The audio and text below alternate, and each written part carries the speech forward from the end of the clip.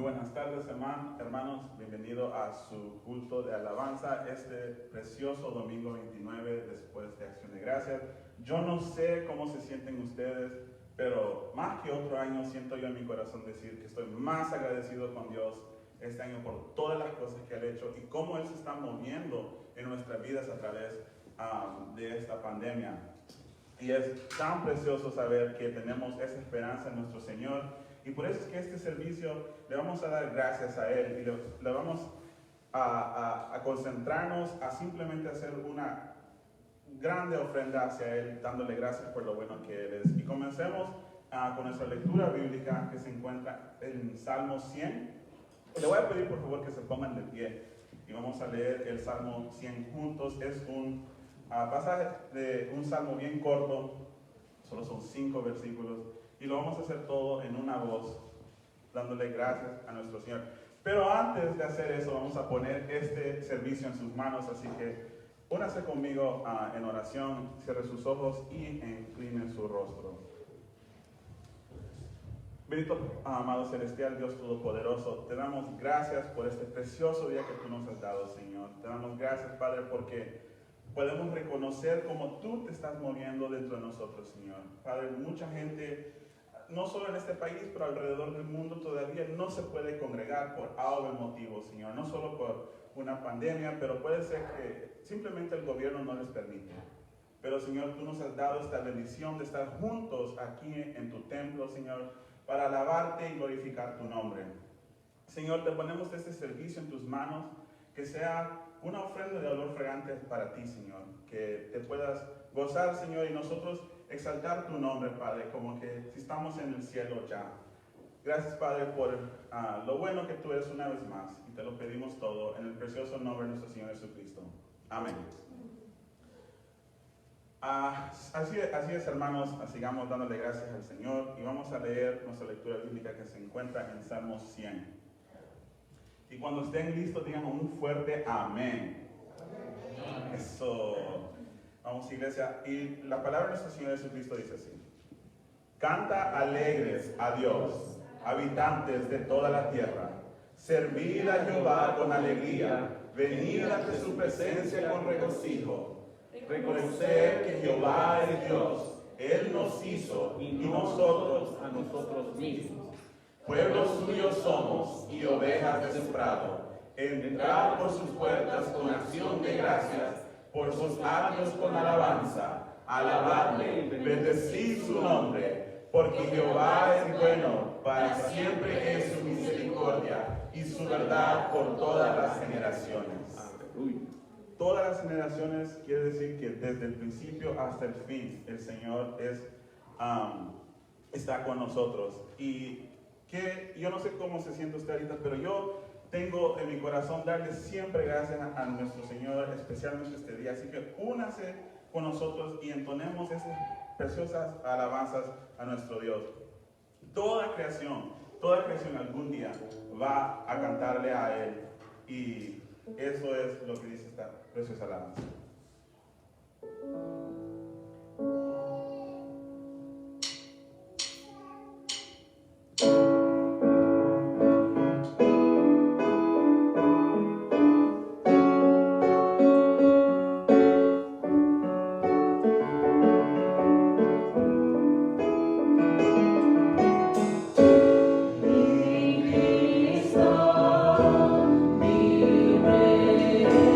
Nadie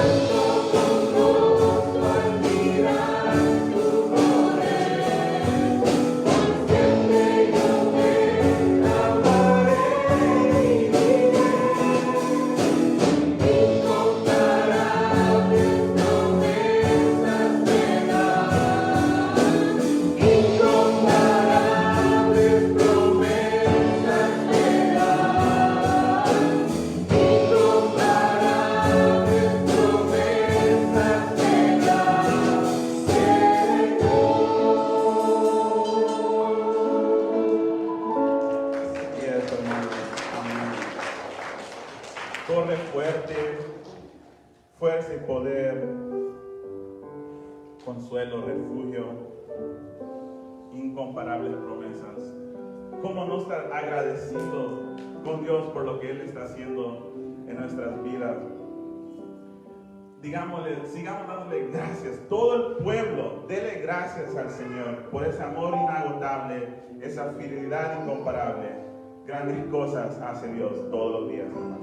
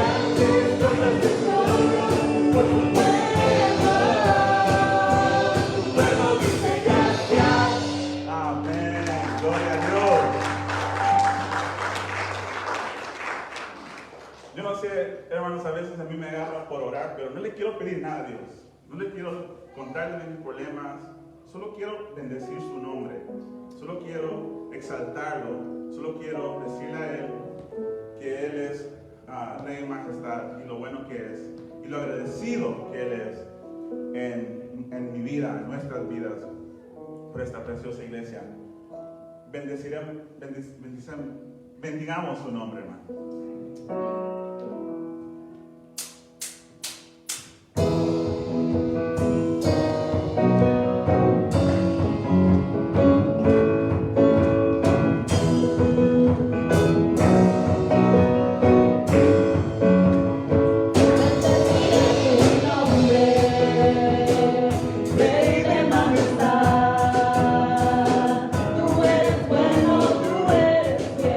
Solo a ti me entregaré.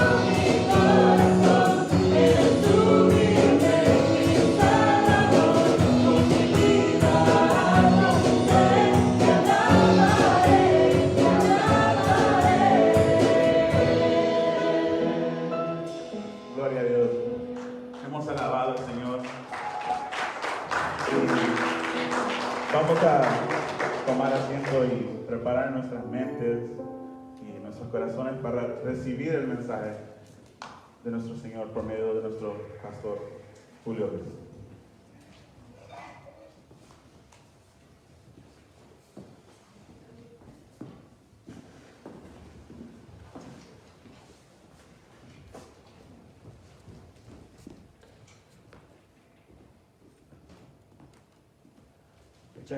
Muchas gracias hermanos, muchas gracias jóvenes, gracias David por esa dirección tan preciosa que hemos tenido en esta tarde. Gracias porque estos himnos o estos cantos, quiero decirnos, recuerdan a un Dios que es todopoderoso. Tenemos inmensa gratitud por esta semana que ha pasado, especialmente cuando hemos celebrado el muy esperado Día de Acción de Gracias.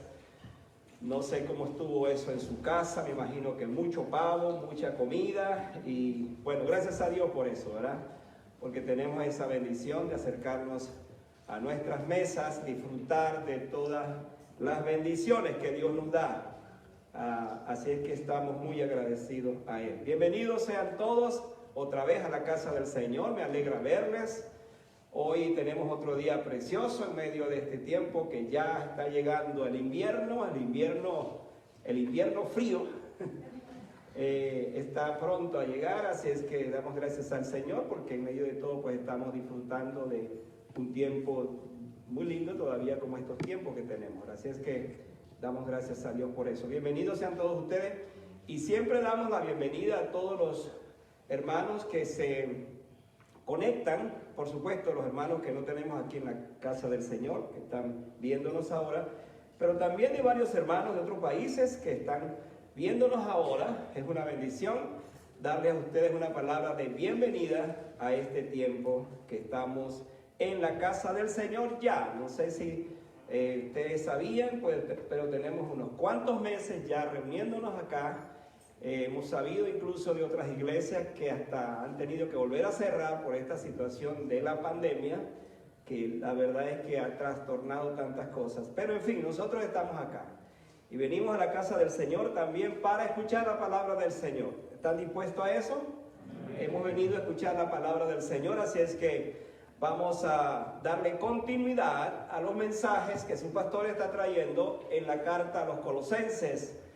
Estoy gozándome de una manera especial en esta carta. Yo anhelo que usted sea un estudiante de la Biblia, que no solo escuche a su pastor en sus mensajes, tome nota, sino que vaya y refresque eso y siga estudiando, porque estamos en presencia de una carta hermosísima, la llamada carta cristológica, la carta más grande que se ha escrito acerca de la cristología, acerca de Jesús, y vamos a ver hoy precisamente vamos a tocar ese tema. Por cierto, el título de mi mensaje hoy es La supremacía de Cristo. Allí lo tienen en pantalla. La supremacía de Cristo. Al final de este mensaje, ustedes que ya se aprendieron Colosenses 1, 15 y 16 lo van a decir de memoria. Así es que lo voy a predicar, pero al final ustedes que se aprendieron, que obedecieron a su pastor, que fueron en la semana, que estudiaron fuertemente ese texto, que se lo aprendieron de memoria, lo van a decir hoy. ¿Amén? ¿Están listos? No muchos están listos. Así es que después voy a preguntarles cuántos de ustedes aprendieron ese texto. Pero vamos a ponernos de pie para leer Colosenses 1. Versículos 15 al 17, vamos a leer hasta allí porque, hermanos, les confieso que no puedo avanzar tanto en un texto donde cada versículo se presta para un sermón, para un estudio, en fin, es una carta hermosísima y yo no tengo ninguna prisa en seguir este año, el próximo año, en esta carta, porque al fin y al cabo vamos a exprimirla, vamos a extraer de ella esa fuente de conocimiento que tiene. Leamos juntos entonces, y después ustedes lo van a decir de memoria. Estoy en Colosenses, capítulo 1, versículos 15 al 17. Leamos juntos. Él es la imagen del Dios invisible, el primogénito de toda creación, porque en Él fueron creadas todas las cosas, las que hay en los cielos y las que hay en la tierra, visibles e invisibles, sean tronos, sean dominios, sean principados, sean potestades, todo fue creado por medio de Él y para Él. Y Él es antes de todas las cosas, y todas las cosas en Él subsisten. Leamos también el 18, disculpe. Y Él es la cabeza del cuerpo que es la iglesia, el que es el principado, el primogénito de entre los muertos, para que en todo tenga la preeminencia. Repitan conmigo esa frase final. Para que en todo tenga la preeminencia. Para que en todo tenga la preeminencia. De allí viene el título de mi mensaje, la supremacía, o si quiere poner otro título, la preeminencia de Cristo. Pero voy a hablar de ese tema, la supremacía de Cristo. Así que con esto en mente, cierre sus ojos por un momento, acompáñenme en oración. Ustedes los que están viéndome, por favor, y vamos a decirle al Señor en oración que Él esta tarde nos hable. Yo estoy muy emocionado de presentar este tema por muchas razones que van a saberlas esta tarde. Así que les pido que oremos al Señor para que Él guíe esta palabra. Amado Dios, cuánta gratitud tenemos tus hijos, porque tú nos has dado la bendición de haberte conocido como el Dios todopoderoso y verdadero, pero sobre todas las cosas en la revelación del amado Jesucristo, la razón por la cual celebramos esta época, la época de la Navidad. Señor, suplicamos que tu dirección, tu ayuda, tu guía, tu presencia poderosa nos asista. Y que esta tarde, Señor, tú hables, que yo sea un canal, un instrumento, un canal de bendición para traer una palabra como esta que nos presenta esta carta. Te damos gracias, Señor, por este momento, en el nombre de Jesús. Amén. Amén. Amén. Pueden sentarse, hermano. El pasaje que leímos y que seguimos leyendo todavía, formó parte de los llamados himnos de la iglesia primitiva. No sé si ustedes sabían eso. Hay varios pasajes de la Biblia que formaron parte de los himnos que cantaba la iglesia. Y el canto que aparece en esta escritura tuvo mucho que ver con la exaltación de Jesucristo. Y es una palabra sumamente interesante porque nos va a revelar entonces, junto con otros 4 pasajes que se los voy a dar, no tengo tiempo de leerlos, pero se los voy a dejar, y a aquellos que siempre les envío mis mensajes, pues allí va a aparecer. Este pasaje está considerado a la par de pasajes como Juan 1 al 5, que habla del verbo, como Filipenses 2, 5 al 11, que habla de aquel que se despojó a sí mismo y tomó forma de siervo y se hizo semejante a los hombres, aún siendo igual a Dios. O como pasaje de Hebreos, que de igual manera dice que era desde el principio que estaba con Dios. O Apocalipsis 1 al 4. En todos estos pasajes se va a hablar de la preeminencia. Esa palabra que quizás para algunos es una palabra extraña, una palabra quizás nueva, pero la preeminencia tiene que ver con esta idea de alguien que tiene el primer lugar, que está por encima de todas las cosas. De allí el título, la supremacía de Jesucristo. Y con estas declaraciones, entonces, vamos a ver que este pasaje, otra vez quiero enfatizar esto, representa una concepción más elevada de la persona de Cristo de la que se encuentra en cualquier otra parte de los escritos del apóstol Pablo. Eso lo dijo un escritor. Por lo tanto, al decir esto, afirmamos esta tarde otra vez que esta carta de Pablo nos va a ayudar a entender la importancia que tiene Jesucristo como Dios, Jesucristo como parte de la deidad, Jesucristo como cabeza, Jesucristo como la preeminencia, Jesucristo como el que tiene la supremacía sobre todas las cosas. En ese sentido, entonces, vamos a estar pensando en las implicaciones que tiene todo este pasaje para nosotros, y voy a entonces animarles para que allí se puedan concentrar durante todo este tiempo en esta parte de las Escrituras. Discúlpenme. Tuve una llamada de emergencia y vamos a seguir con la palabra del Señor. Y vamos entonces a concentrarnos en lo que esto significa para nuestras vidas en el día de hoy.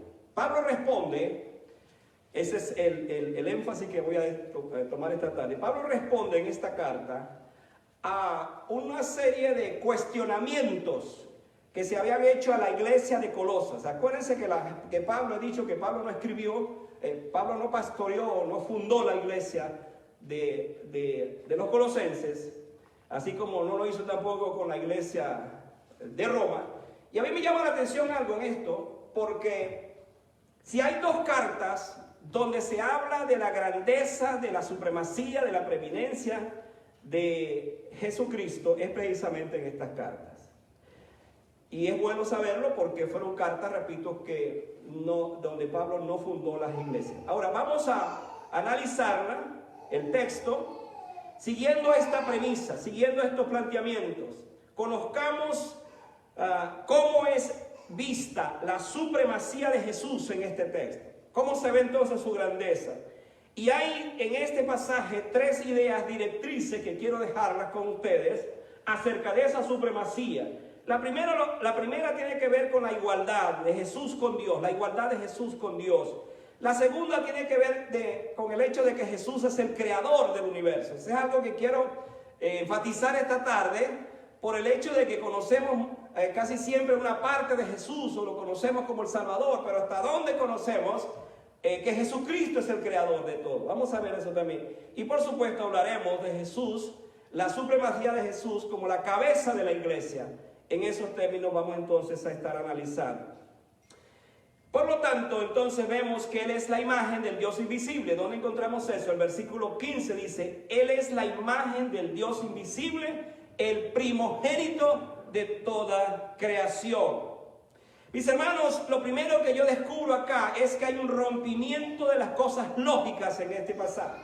¿Por qué digo esto? ¿Qué sería lógico para nosotros, pues, que Cristo fuera la imagen de algo que se puede ver? Cuando hablamos de una imagen, una fotografía, por ejemplo, nosotros estamos conscientes de que esa fotografía fue tomada de algo y es el reflejo exacto en el caso, por ejemplo, de una persona, de un pasaje, de cualquier cosa. Es la imagen, es la representación. Pero dice el texto que Él es la imagen del Dios invisible. ¿Cómo entender esto? ¿Cómo ver que Él es la imagen de algo que no se ve? Y hermanos, esto es lo grande, y aquí es donde la teología se hace dueña de sí mismo y nosotros simplemente por nuestra mente finita, muy corta, tenemos simplemente que admitir la grandeza de esta palabra, pero a la vez darle gracias a Dios por su revelación y por la forma como ella se presenta para nosotros. Nuestra mente finita no puede entender a un Dios que es infinito.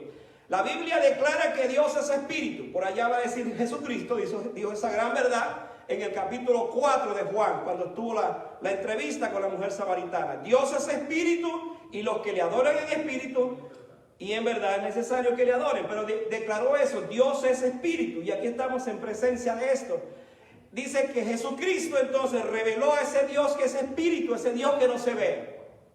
De hecho, vamos a encontrar en la Biblia pasajes que dice que a Dios nadie le puede ver. Y eso son verdades que aparecen allí, pero ahora estamos en presencia de algo extraordinario. Y es que entonces Jesucristo ha dado a conocer al Dios invisible. A ese Dios que no se ve, le ha dado a conocer.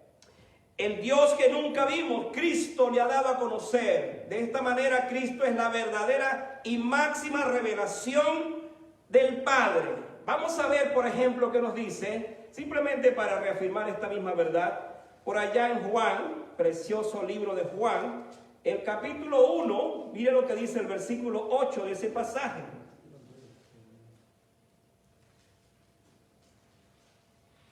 Entonces nos dice ese versículo, hablando de versículo 18, quiero decir, a Dios nadie le vio jamás.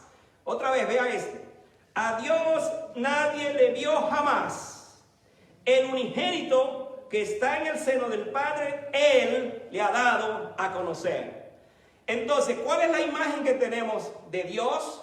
La imagen, la única imagen, escuche esto, la única imagen que tenemos de Dios se llama Jesucristo. El único rostro que conocemos de Dios se llama Jesucristo. Las únicas manos que podemos, que se hayan conocido y que hayan hecho tanto bien son las manos de Jesucristo, las manos de Dios. Los ojos de Dios, el cuerpo de Dios visto de esta forma, porque se hizo carne. El verbo se hizo carne, dice la Escritura. Así que lo que desconocemos de Dios, como esta parte de su rostro, por ejemplo, se ha dado a conocer.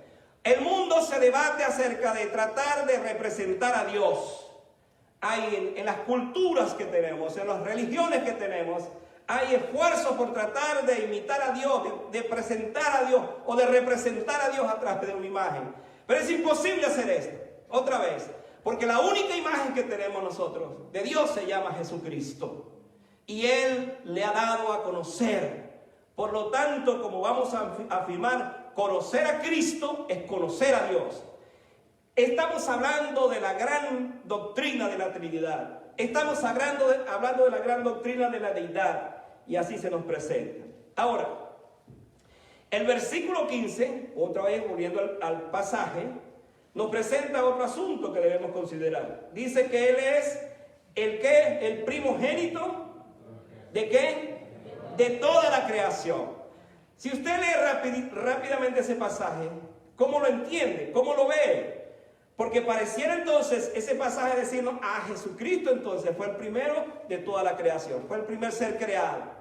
Por cierto, hay doctrinas o hay sectas que toman este texto para entonces presentar sus errores, para presentar sus falsedades, pues dando por sentado de que en efecto Jesucristo fue el primer ser creado. Déjeme entonces dar una explicación sobre esto, porque creo que es importante que usted sepa esto.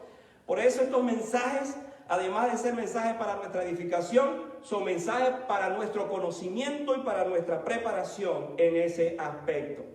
Esto entonces a primera vista pareciera presentar un problema, porque si usted lo lee rápidamente, ve este asunto. Sin embargo, mis amados, estamos en presencia de algo totalmente distinto, diferente. Estuve investigando sobre esto y me encontré con algunas explicaciones que creo que nos van a ayudar para captar este asunto de que Jesucristo no es una creación, que Jesucristo es Dios, porque es lo que estamos afirmando previamente. De acuerdo con los estudios de la gramática, estamos en presencia de un genitivo de posesión. Los expertos en esto seguramente van a recordar eso.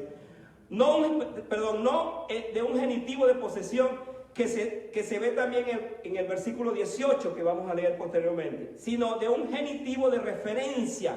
¿Qué significa esto? Dándonos una comprensión en el sentido que la palabra primogénito acá está relacionado con la creación y no como si fuera, en el caso de Jesucristo, lo primero de la creación. En otras palabras, el aspecto, el concepto de primogénito no se refiere al primer ser creado. Vamos a usar una ilustración para entender esto, o sea, de dónde viene también ese concepto. Y es del Antiguo Testamento. Esta figura se entiende entonces mejor cuando nosotros estudiamos la parte de lo que eran las costumbres antiguas y la idea del primogénito, especialmente la cultura judía, donde necesariamente no tenía que ser el primero de la familia. Sobre todas las cosas, pues había casos donde se le otorgaba ese título de primogénito a alguien que iba a representar a la familia. No necesariamente el primer hijo, sino alguien que iba a custodiar los bienes, a ser el administrador, el responsable, por supuesto, de todos los bienes del Padre. De esta manera, entonces, Jesucristo no es el primer ser creado, sino que Él tiene su supremacía sobre lo creado. Que cuando comenzó a aparecer el mundo, por supuesto, Él estaba detrás de esto, y lo vamos a ver luego. En su relación con Dios, entonces, Jesucristo tiene su soberanía sobre la creación, porque ella proviene precisamente de Él. Él es y Él va a ser el creador del universo. Esa va a ser mi segunda parte que voy a tratar. Entonces, este mismo versículo, o este mismo pasaje, nos muestra que Él es ante todas las cosas. Vaya rápidamente al versículo 17 para que confirmemos esto. La Biblia hay que estudiarla toda. Yo no puedo agarrar la Biblia así como por pedacitos, sacar esa parte sin ver todo el contexto. Y el mismo contexto me va a hablar entonces de que Jesucristo es igual a Dios. Por eso su supremacía del cual estamos hablando. Dice el versículo 17, y Él es antes de todas las cosas. Otra vez, lea eso y repítalo. Y Él es antes de todas las cosas. ¿Qué significa esto? Entonces no podemos concluir de que Él fue un ser creado si Él es antes de todas las cosas. La misma Biblia está respondiendo entonces a este asunto. Naturalmente, si Él es la causa de todo lo creado, entonces Él tuvo que ser antes de todas las cosas. Jamás, escuche esto, jamás hubo tiempo cuando Cristo no existió.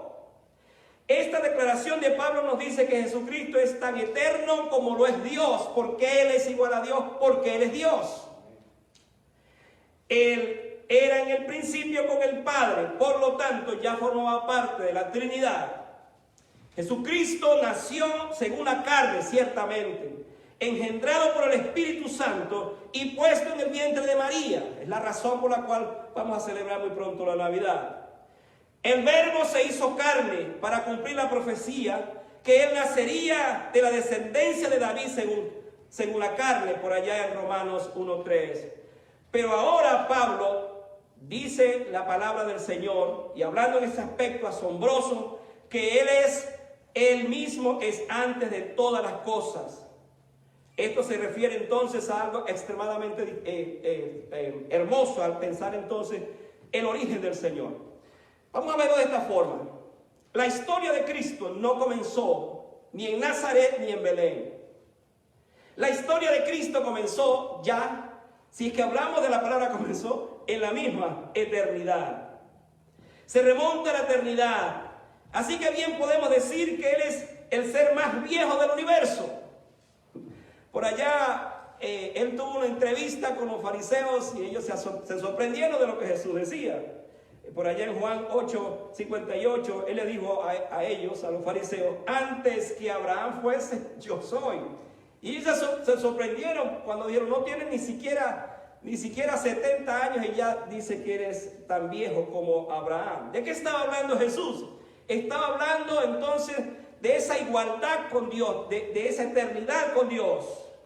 Por allá cuando Él va a morir y presenta la gran oración intercesora por sus discípulos, Él dijo algo extraordinario que siempre debemos recordar cuando hablamos de su igualdad con Dios. Él dijo, Padre, glorifícame contigo al lado tuyo. Esa expresión hermosa. Glorifícame contigo al lado tuyo. Una repetición de la misma idea. Con aquella gloria que tuve contigo. ¿Cuándo? Antes que el mundo fuese. Entonces Él puso de una vez en esa claridad el hecho de que Él entonces es uno igual con Dios.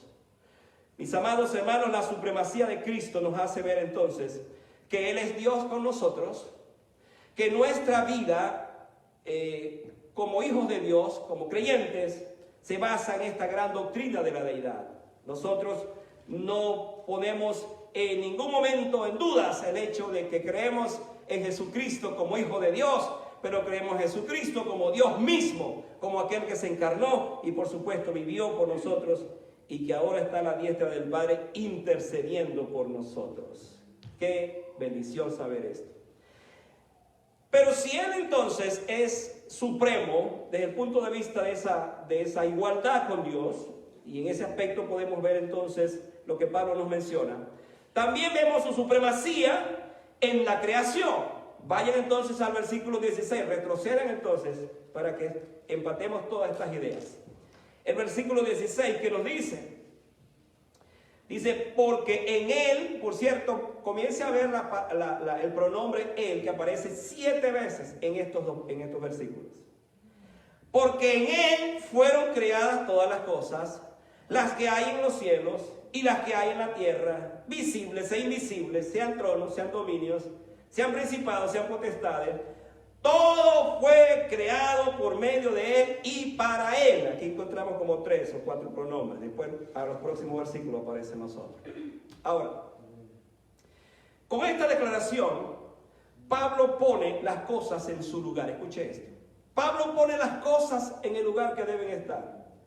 Cuando acá se dice que Él es el primogénito de la creación, afirmamos que Él es el dueño y señor entonces del universo, porque Él es su creador.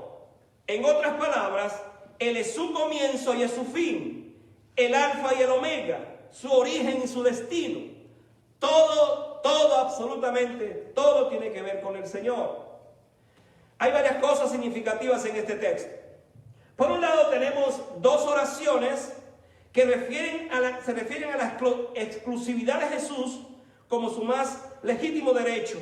¿Dónde encontramos eso? Vean en el versículo 16. Porque en Él fueron creadas todas las cosas, en Él. Y luego dice después, todo fue creado por medio de Él. Si lo vemos de otra forma es todo lo que tiene que ver con la creación, y aquí se nos va a explicar lo visible y lo invisible, todo fue creado en Él y por medio de Él. Interesante que cuando leemos entonces en la creación del Génesis, uno comienza a descubrir cosas extraordinarias que hay que asociarlas con estos pasajes. Por allá en Génesis encontramos que el primer versículo dice, en el principio creó Dios, ¿qué cosa? Los cielos y la tierra. Así comienza el Génesis, así comienza la Biblia. En el principio creó Dios los cielos y la tierra. Pero inmediatamente comienza uno a ver algo que es extraordinario. Después que dice que la tierra estaba desordenada y vacía, comienza a ver esta expresión. Y dijo Dios, y dijo Dios, y dijo Dios, y dijo Dios. Cuando uno lee la Biblia y la asocia con estos pasajes del Nuevo Testamento, ¿qué es lo que descubrimos? Descubrimos que esa expresión, y dijo Dios, es su palabra en acción, su palabra creadora, su palabra que va a dar origen a todas las cosas, a todo ese mundo que conocemos, la palabra creadora. ¿Qué dice la Biblia acerca de esto? Cuando se habla del verbo, dice en el principio era el verbo y el verbo era con Dios y el verbo era Dios. La palabra verbo se traduce así en efecto palabra. La palabra era. Entonces, ¿de qué estamos hablando? Cuando Pablo se refiere a este pasaje de esta manera, simplemente estamos diciendo que Jesucristo estuvo en la creación como esa palabra activa. Que Dios creó el mundo a través de su Hijo y que era la esencia, era la razón de la creación misma. Ese verbo que salió de la boca de Dios es la manera como Pablo entonces nos va a decir que por Él fueron creadas las cosas y que todo fue creado por medio de Él. De esta manera Pablo, escuche, con un solo plumazo nos habla que este universo tiene un solo origen, que este universo no vino por la evolución, que este universo no vino por casualidad, que este universo no vino por un tal Big Bang, que este universo vino porque Jesucristo lo creó. Amén. Él es el objeto, la razón de ser de la creación. Y fíjense que el texto nos dice que no solamente Él creó las cosas visibles, sino invisibles. Estuve pensando bastante en este texto. Dice, porque en Él fueron creadas todas las cosas, las que hay en los cielos y las que hay en la tierra, visibles e invisibles. Ahora, usted ve lo visible, ¿correcto? Estamos de acuerdo con eso. Una simple lógica. Usted ve lo visible, pero ¿usted ve lo invisible? ¿Usted ve el alma, por ejemplo? ¿Usted ve su alma? No la ve. ¿Usted ve su espíritu? No lo ve. Pero sabe que está ahí. ¿Usted ve el viento? No lo ve. Entonces, cuando uno piensa en estas cosas, por supuesto estamos en presencia de algo tan extraordinario, y es ver que ese Dios, hablando de Jesucristo en este caso, simplemente es el diseñador, el creador, el arquitecto del universo. Vamos a verlo de esta forma. Lo visible. En lo visible nosotros sabemos que hay un cielo y que cada vez más los científicos, la ciencia astronómica en este caso, cada vez más se asombra de lo grande que es el universo, de las estrellas, de las galaxias, y siguen explorando, se siguen inventando unos telescopios capaces de llegar hasta donde jamás el hombre ha pensado llegar. Y mientras más se descubren cosas en el espacio, mucho más cosas hay en el espacio, Porque la mente humana no puede captar la magnitud de todo lo que Dios ha creado. Estamos hablando de las cosas visibles.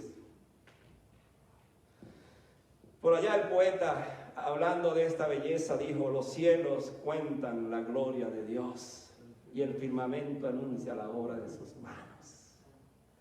Qué pasaje tan extraordinario, qué belleza, qué hermosura. Y entonces dice que entre ellos hay un lenguaje que solamente se conoce en el universo. La forma como está diseñado el universo para que no haya un cataclismo sideral, simplemente es único de ese Dios que lo creó, de nuestro Señor Jesucristo. Pero además, hermano, dice que Él creó las cosas invisibles. ¿Cuáles son esas cosas invisibles? Por supuesto, cuando hablamos de esto, hermanos, estamos en presencia de cosas que nosotros no sabemos todavía. Yo solamente le voy a dar una pista, una idea para que tenga esto. Cuando Pablo subió al tercer cielo, él dice que oyó cosas que ni oído lo han oído, ni ojos lo han visto, ni ha subido al corazón del hombre. Dice, estas son las cosas que Dios ha preparado para todos los que le aman. ¿Cuáles son esas cosas? Esas cosas invisibles para nosotros ahora y que están reservadas precisamente para cuando nosotros estemos en la presencia del Señor. ¿Se le escapó algo al Señor? En su creación, en lo absoluto. Él creó las cosas que vemos, pero aún las cosas que no vemos. Y luego entonces tenemos que decir, alabado sea su nombre, porque además de eso nos dice el versículo 17, ahora vayan al versículo 17, la segunda parte, para conectar toda esa idea. Y miren lo que dice el versículo 17, la segunda parte. Y todas las cosas en él subsisten. Ahora, síganme por favor en esta parte para captar la totalidad del texto. ¿Qué es lo que Pablo nos está diciendo? Que el Señor no solamente creó lo que vemos y lo que no vemos, sino que Él mismo la sostiene. Él la sostiene. Una de las cosas sorprendentes de las que Pablo escribe en relación con la supremacía de Cristo es presentárnoslo como el instrumento por quien todas las cosas existen y subsisten. El conocimiento que más predomina en nuestra mente y nuestra cultura evangélica es saber que Jesucristo es nuestro Salvador, ¿correcto? Sabemos eso y lo hablamos, pero ¿hasta dónde yo entiendo que Jesucristo es el creador también de todo? Pero además de eso, ¿hasta dónde yo entiendo que Jesucristo es el que sostiene todas las cosas? Entonces, mis amados hermanos, estamos en presencia y por eso hablamos de la supremacía de Jesús, que Él no solamente creó el universo, que Él no solamente murió por nuestro pecado, pero que además de eso Él sostiene nuestra vida, sostiene el universo, nos sostiene en todos los aspectos. Yo no sé si esto le emociona a usted, pero a mí me emociona mucho. Una traducción de esta frase sería: y en Él todas las cosas se mantienen juntas. A mí me llamó la atención esta versión porque le da sentido al texto. ¿De qué estoy hablando? Como el tiempo del verbo es perfecto, sugiere que aquello que fue hecho en el pasado sigue siendo lo mismo en el presente. Entonces, Jesús al crear nuestro mundo no hizo como los del pensamiento dualista gnóstico. Ellos dijeron que los dioses griegos crearon el mundo y después que vieron que todo estaba tan feo, era mucho pecado, se fueron. Nuestro Cristo no solamente creó su mundo, obviamente el hombre lo dañó con el pecado y la creación está dañada, la creación gime porque pronto va a ser redimida. Sin embargo, Él no dejó sola la creación. Él sostiene la creación y lo que es más grande la sostiene hasta el día, escuchen lo que voy a decir, hasta el día que la va a soltar. Porque el día que la va a soltar es el día que va a desaparecer según Apocalipsis por allá 2021. Va a desaparecer esa creación, va a ser destruida, porque entonces comenzará Jesucristo, otra vez Jesucristo, a hacer los nuevos cielos y la nueva tierra donde vamos a vivir. ¿No es maravilloso esto? Estamos en presencia de algo sublime, majestuoso. Es ver a nuestro Cristo, que no solamente, hermanos, se interesó desde la eternidad en salvarnos, sino que se encargó de crearnos, sino que se encargó de sostenernos y se encarga de llevarnos hasta lo último. Jesús no nos dejó solo. Este es un pensamiento maravilloso. Él continúa activo y presente en su creación. Este hecho es tan importante y notorio que sin su continua intervención, la creación no se mantendría unida, sino que se estaría desintegrando como tal. ¿Por qué este mundo no se ha acabado? La gente dice, ¿por qué este mundo no se acaba? Por una simple razón, porque Cristo lo sostiene. Y porque es Él el que al final va a encargarse de cómo será destruido o acabado este mundo, para dar entonces apertura a un nuevo mundo, a la nueva creación. Oh hermanos, si entendiéramos lo que esto significa, si estuviéramos conscientes de las implicaciones de esto para nuestras vidas. Pero este pasaje nos muestra otra cosa, que aún es más sublime. No solamente nos revela la supremacía de Cristo con Dios, al igual al ser uno con Dios en ese aspecto. No solamente nos habla de la supremacía de Él en la creación, pero es que nos habla de su supremacía en la iglesia. Miren lo que dice el versículo 18. Y Él es la cabeza del cuerpo, que es la iglesia, el que es el principio, otra vez la idea que le estaba explicando, el primogénito, pero ahora explica, de entre los muertos. Aquí hay una diferencia con lo anterior. ¿Para qué? Para que en todo tenga la preeminencia, para que en todo tenga la supremacía. Pablo nos presenta entonces a Cristo en este pasaje como la cabeza de todo, pero ahora no solo de la creación, sino que ahora nos lo presenta como cabeza de la iglesia. Mis hermanos, el primer pensamiento que viene a mi mente cuando leo esto es que no hay nadie en la tierra, escuche esto, no hay nadie en la tierra a quien le pertenezca esta distinción. El único que es cabeza de la iglesia se llama Jesucristo. Ningún hombre puede ser la cabeza de la iglesia. Esto solo es posible en la persona de Cristo. ¿De qué estoy hablando? Él es la cabeza de la iglesia universal. La palabra universal es católica, por cierto. No es el Papa, con el perdón de los católicos, la cabeza de la iglesia. La cabeza de la iglesia se llama Jesucristo. Él es la cabeza de la iglesia como esposa del Cordero. Esa iglesia que vendrá a recoger. Y sobre todas las cosas, me encanta esto también, Él es la cabeza de la iglesia local, donde estamos nosotros ahora. Él es la cabeza. Con esto confirmamos entonces que la autoridad de la iglesia no reside en un pontífice, no reside en una jerarquía, no reside en un sínodo, no reside en un pastor, no reside en un apóstol, no reside en un profeta, no reside en los ancianos, no reside en los diáconos, reside en Jesucristo la autoridad. Hay pastores, para no hablar de otros que tienen otros títulos, que piensan que son los señores de la iglesia y que pueden manejar la iglesia a su antojo. Pues la verdad bíblica es que la única cabeza de la iglesia se llama Jesucristo. Porque Él, dice la Biblia, que murió por ella. El pastor no murió por la iglesia. Los diáconos no murieron por la iglesia. El Papa no murió por la iglesia. El único que ha muerto por la iglesia se llama Jesucristo. Por lo tanto, esa distinción le pertenece a Él. Él es la cabeza.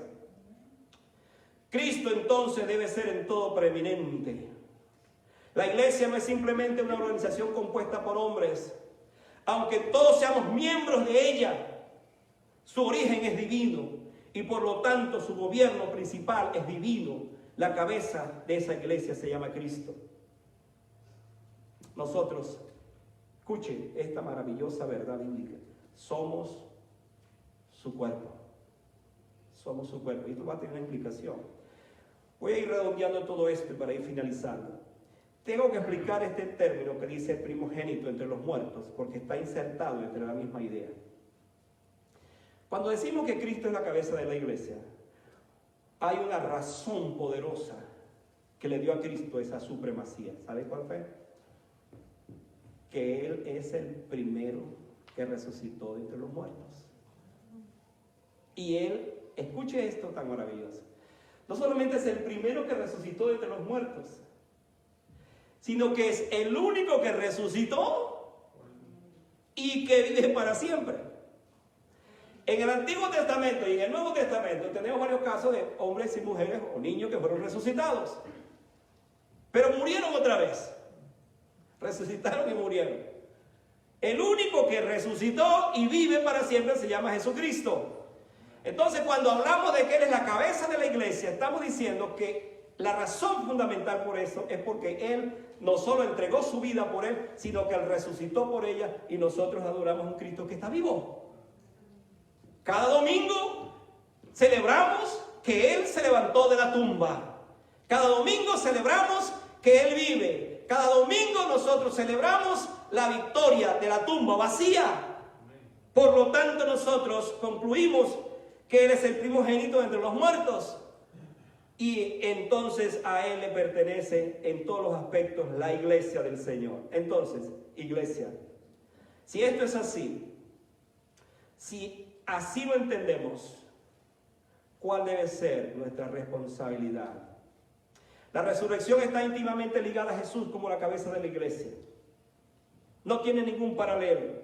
La resurrección que vemos en la Biblia, en todos los aspectos, entonces nos sugiere que la única resurrección, que por cierto es la semilla, la premisa, la primera semilla de lo que es la resurrección, Jesucristo nos los ha presentado. Por lo tanto, nosotros como iglesia estamos conscientes de que nuestra adoración, nuestro reconocimiento, todo lo que somos, tiene que ver con la cabeza que es Jesucristo.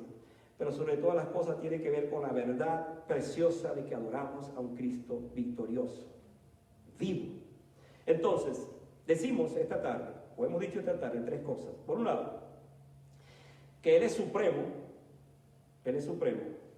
porque Pablo al hablar de Él lo pone como igual a Dios. Él es la imagen del Dios invisible, el primogénito de toda la creación, porque en Él fueron creados, ahora sí, todas las cosas que hay en los cielos y en la tierra, sean visibles o invisibles, y todo fue creado. Sigan pues.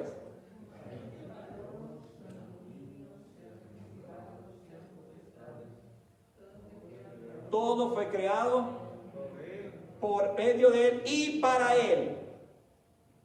Entonces, al decir esto, confirmamos que solo Cristo ha sido y es el creador y sustentador. Y al igual con Dios, entonces Él ahora se convierte en la cabeza de la iglesia. Si Él es la cabeza de la iglesia, concluyo esta tarde diciendo, todo miembro de ella, nosotros debemos consagrarnos a esa iglesia, a ese cuerpo, que es el cuerpo de Cristo local. En cuanto a talentos, en cuanto a dones, en cuanto a mi tiempo, en cuanto a mi mayordomía, en todos los aspectos, yo debo consagrársela a mi Señor. Porque cuando yo veo esta declaración de Pablo de lo que es Jesucristo, como un ser supremo, que en todo tiene la preeminencia, entonces Cristo debe tener la preeminencia en mi vida en todos los aspectos también. Yo no puedo pasar por alto al saber que soy miembro del cuerpo de Cristo y Él siendo la cabeza, pasar por alto lo que Él ha hecho por mí y entonces mantenerme en una actitud pasiva, una actitud indiferente. No, mis amados hermanos. La Biblia nos enseña entonces la importancia de crecer, de caminar, de desarrollarnos como hijos de Dios, como discípulos de Cristo, toda vez que entendemos la importancia que tiene la iglesia para nosotros, donde nosotros pertenecemos. Si Cristo es la cabeza de la iglesia, entonces el reto más grande que tenemos es que vivamos, escuchen estas dos frases, sin mancha y sin contaminación en el mundo. Por allá cuando uno lee la venida de Cristo, en 2 de Pedro 3, Dice, por cuanto todas estas cosas van a ser destruidas, aún la creación del Señor, cuando llegue el tiempo final. ¿Cómo no debemos vivir? Dice la palabra del Señor de esta manera. Solo así caminaremos de una manera digna, agradándole a Él. ¿Cómo le vamos a agradar? Como creador, al ser igual que a Dios, como redentor por la obra de la cruz, y también como sustentador de todo lo que existe, visibles o invisibles. Todo fue creado por medio de Él y para Él. Yo no sé si usted este pasaje lo llena de esperanza, lo llena de emoción. Al verse usted ahora como un hijo de Dios, al ver la deferencia que Dios ha tenido en su vida, que Él te haya salvado, que Él te haya escogido de toda esa creación. Escúcheme lo que digo, porque ni siquiera los ángeles, Cristo no murió por los ángeles. Los ángeles fueron creados y tienen un ministerio, tienen una función. Ellos no necesitan de un Salvador. Los que se perdieron, se perdieron. Los que están con el Señor, con Dios, están con Dios. Pero tú y yo fuimos objeto de su más grande amor. Y Él nos alcanzó. Entonces tuvo el cuidado de crearnos, tuvo el cuidado de salvarnos y tiene el cuidado de sostenernos. ¿No es maravilloso esto? Ante esta seguridad eterna que tenemos, el llamado de esta tarde es para que nos dediquemos, nos consagremos. Y hermano, esta carta nos va a ayudar de aquí en adelante a ver entonces que la cristología está íntimamente relacionada con la eclesiología, que van a la par. Y nosotros formamos parte de ambas cosas. Le pertenecemos a Cristo, pero le pertenecemos a la iglesia del Señor. No incurra usted en esas declaraciones modernas que dice Cristo sí, iglesia no. Este pasaje nos dice todo lo contrario. Si Cristo es la cabeza de la iglesia, entonces yo le obedezco y le amo y le sirvo y le sigo. Y me reúno con la iglesia del Señor. Esta pandemia encontró a muchos hermanos con una justificación para no regresar a la iglesia. Ya es hora de que regresen. Por favor. Aquí nadie se contamina. Gracias al Señor todo hasta el día de hoy Dios nos ha bendecido, nos ha ayudado. Pero sí creo que hay hermanos que ya estaban como esperando algo de eso. Para eso está bien. Sigo con Cristo, pero con la iglesia no sigo con la iglesia. Gracias al Señor por ustedes, hermanos. Gracias al Señor por su dedicación. Gracias al Señor por sus vidas. Gracias al Señor porque ustedes entienden lo que significa amar a Cristo como esa cabeza de su iglesia. Vamos a orar al Señor. Vamos a estar de pie para orar al Señor en este momento. ¿Tenemos razones esta tarde para dar gracias al Señor? Muchísimas razones.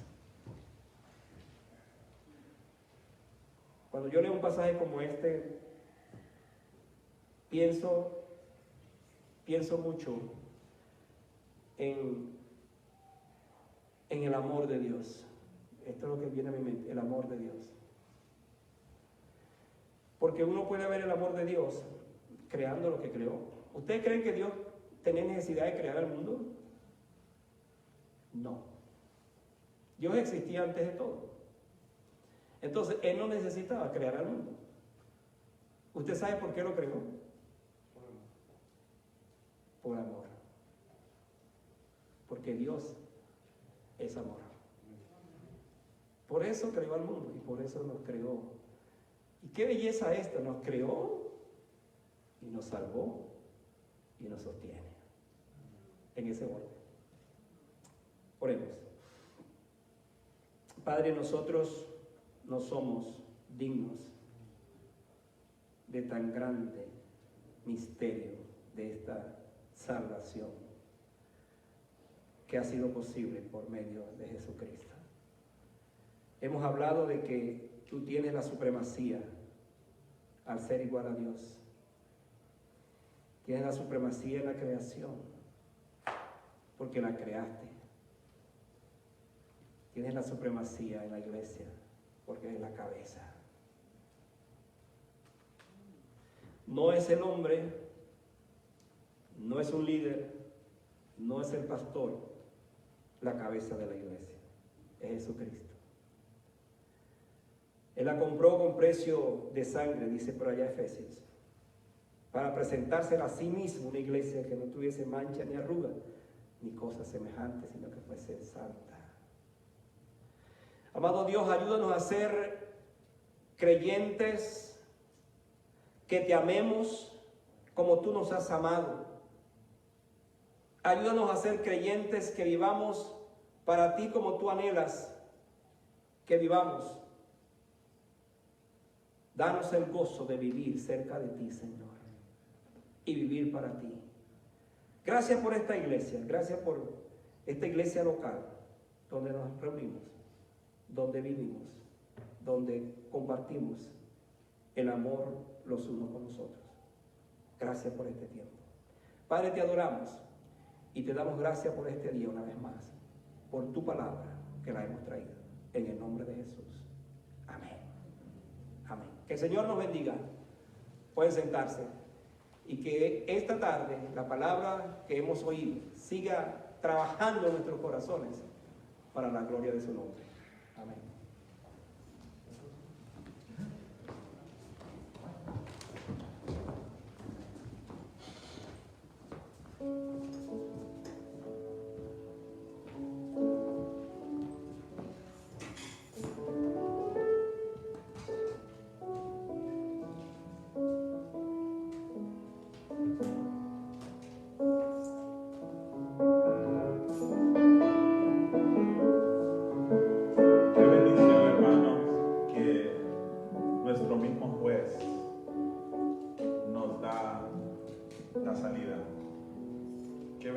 Que nuestro Creador nos ama tanto